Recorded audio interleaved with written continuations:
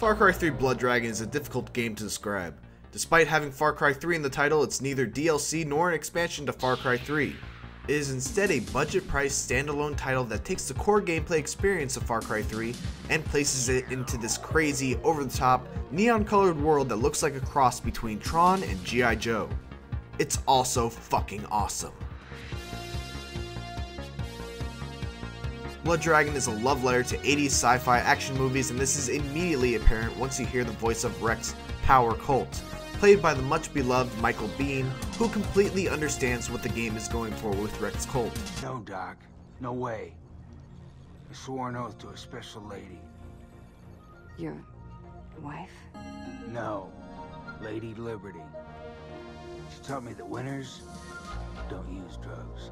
Bihn's performance is deliberately hammy, and when combined with the clever and witty dialogue, it adds up to one of the funniest games of the year so far. You are a killing machine. Jump. Why the hell is this thing so slow?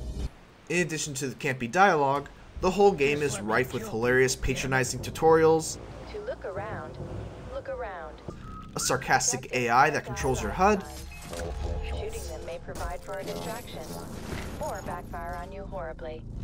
Either way, good luck.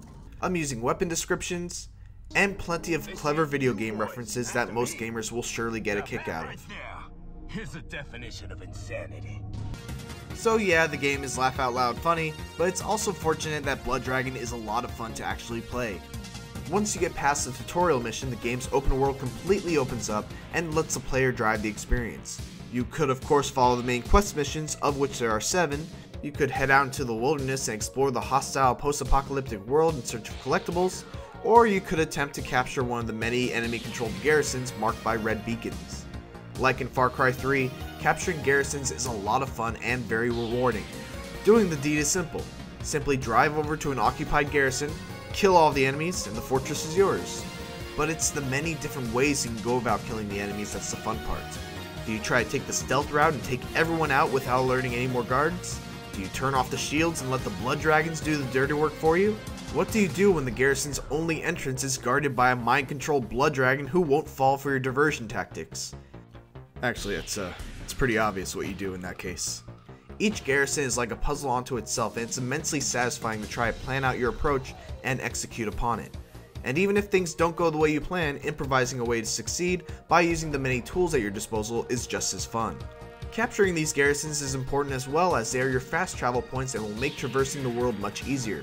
Each time you capture a garrison, you will also unlock a new side mission that will either involve a hostage rescue or a hunt for a unique version of one of the many fauna of the region. Hostage rescues have you tracking down a scientist who is guarded by several guards and freeing him without alerting the guards to your presence. If a guard sees you, you only have a small amount of time to kill everyone before they take out the hostage. Animal hunts are less exciting, but they're a quick and painless way to explore the map and get some weapon upgrades, so they hardly hurt the experience. What does hurt the experience though is the repetition in level design. While going through the main quest, you're going to go through many similar looking hallways, large open rooms with computer monitors and catwalks, and indiscernible areas in the open world. It's forgivable because you can definitely tell that this game was made on the cheap in order to maintain its budget price, but it's a con nonetheless. Another issue is that the game is fairly easy, even on the hard difficulty. Full health restoring syringes only cost $50, enemy AI is ridiculously easy to fool, the bow is completely silent and kills in one hit, and you're never at a shortage of hearts to distract the blood dragons if you ever get one aggroed on you. That being said, if you come into Far Cry 3 Blood Dragon looking to be entertained rather than being challenged, chances are you're going to walk away a very happy gamer.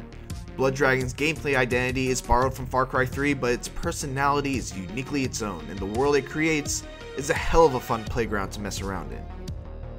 Thanks for watching my review for Far Cry 3 Blood Dragon, everyone. Let me know what you think in the comments, whether you agree, disagree, whatever it is, let it be heard. Also note that this is not an official Gamefront review. You can find the official Gamefront written review over at the main Gamefront.com website, so please go ahead and check that out. Now that you've watched the review, why not check out our full commentated walkthrough for Blood Dragon? Click on the annotation right here to check it out, and make sure to subscribe to Gamefront for all the best video game walkthroughs around.